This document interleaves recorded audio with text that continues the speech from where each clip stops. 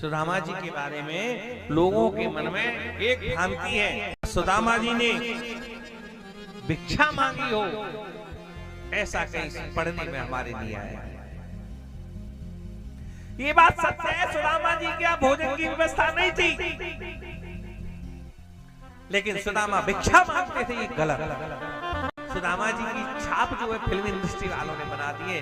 Film में, नाटकों में सुदामा जी के चरित्र को ऐसा दिखाया है कि सुदामा जी घर घर भिक्षा मांग रहे हैं, कोई धक्का दे रहा है, कोई दुत्कार रहा है, पर ऐसे प्रसन्न आत्मा, ऐसे जितेंद्रिय ब्राह्मणों ब्रह्म, ऐसे ब्रह्म को जानने वाले व्यक्ति के लिए ऐसा दुर्व्यवहार दिखाया फिल्म इंडस्ट्री में,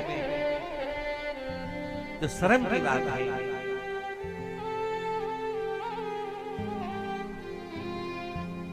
ब्राह्मण भिखारी नहीं होता। सुदामा ने जीवन में कहीं भिक्षा मांगी ऐसा कहीं भी वर्णन नहीं मिलता है। ये बात सत्य है कि सुदामा ने अगर सुबह की प्रसादी पाली तो शाम का भरोसा नहीं, और शाम को पाली तो सुबह का भरोसा नहीं, लेकिन सुदामा भिक्षा मांगते थे, ये गलत है। और बल्कि जो शब्दों का प्रयोग आचार्य सुखदेव जी ने सुदामा के लिए किया है,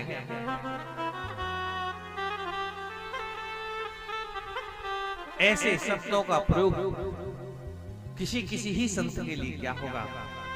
नरोत्तम दास जी ने बहुत सुंदर सुदामा चरित्र लिखा,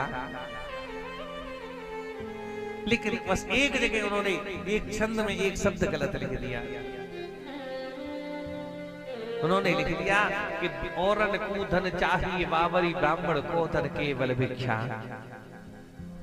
वो हिंदी की कविता संस्कृत के किसी ग्रंथ में नहीं लिखा कि ब्राह्मण का धन होता है, भिक्षा मांगने का अधिकार होता है, बल्कि यहाँ तक लिखा है शास्त्रों में, ग्रंथों में, अगर कोई ब्राह्मण भिक्षा मांगे, अगर कोई ब्राह्मण भिक्षा का कार्य करता है तो ब्राह्मण कहलाने के योग्य नहीं है। अगर कोई ब्राह्मण भिक्षा मांगता है तो उसका ब्रह्मत्व नष्ट हो जाता है। ब्राह्मण के 6 कर्म बताए हैं।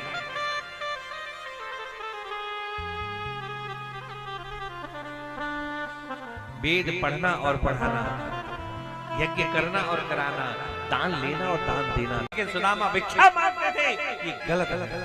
भिक्षा मांगते भिखारी होते तो जो सम्मान सुदामा को द्वारकाधीश ने दिया, सिंहासन पर बिठा करके, वो सम्मान किसी भिखारी को नहीं मिलता। ये तो उनके तप का, उनके त्याग का परिणाम था जो द्वारकाधीश ने उनको सम्मान दिया।